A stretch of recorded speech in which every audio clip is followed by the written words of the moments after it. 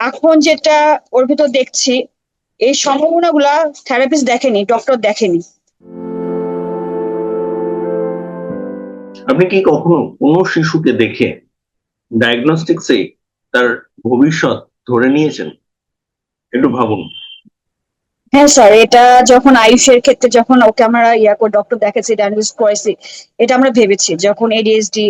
তো ওকে আমাদের এভাবে বলছে যে আহ আপনারা বেশি প্রত্যাশা করতে পারেন না, কারণ ওর এডিএসডি আছে, এটা আপনাদের মানতে হবে। মন থেকে মানতে পারতাম না, বাট থেরাপিস্টরা যখন বলতো হচ্ছে ও পারবে না, হ্যাঁ আমি যখন বলতেছি এই কিন্তু পারছে, ওনারা আমাকে মনে হচ্ছে চাপিয়ে দেওয়ার চেষ্টা করতো যে না, এটা সত্যি না, ওই পারবে না, আপনি যেটা ভাবতেছেন ভুল। তো স্যার আমি কোথাও না কোথাও হতাশা হয়ে গেছিলাম যে আমার ছোট ছেলে যেটা পারবে সেটা আয়ুষকে দেওয়া সম্ভব না, কারণ ওর অটিজম আছে। এটা স্যার আগে ভাবতাম, বাট এখন এটার আমার দীর্ঘত 1 মাস ধরে আর আমি এটা আমার মাথায় আসে না। কারণ এখন যেটা ওর ভিতর দেখছি, এই সম্ভাবনাগুলা থেরাপিস্ট দেখেনি, ডক্টর দেখেনি, এখন আমিও দেখিনি স্যার। ঠিক আছে, বলুন। যেমন আমি একটা জিনিস বলি স্যার, সেদিন গত বৃহস্পতিবারে আমাদের ফেজ জিরোতে যে ক্লাসটা হচ্ছে, তো আয়ুষ দেখি, আমি গ্রুপেও শেয়ার করেছি, আয়ুষের যে গ্রুপটা আছে, আয়ুষ মশাই টাঙানো ট্রাই করছে।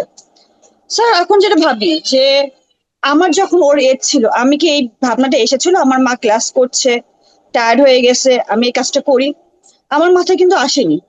এখন কিন্তু স্যার আমি ওর ভিতরে সম্ভাবনা দেখি, আহ নিরাশা আমি আর হই না।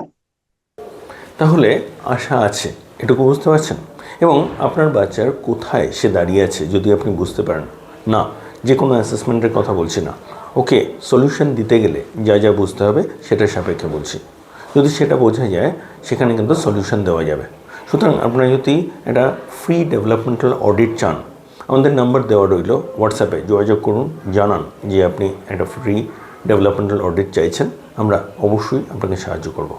এবং যদি আপনি আমাদের সাথে কাজ করতে চান, যদি পুরোটা কীভাবে হচ্ছে বুঝতে চান, আমাদের সেখানেও যোগাযোগ করুন, আমরা অবশ্যই আপনাকে জানাবো। নিচে ডেসক্রিপশনে ডিটেলস দেওয়া রইল, আমাদের স্ক্রিনেও ডিটেলস দেখতে পাচ্ছেন। আমরা আছি আপনার সাথে। নমস্কার।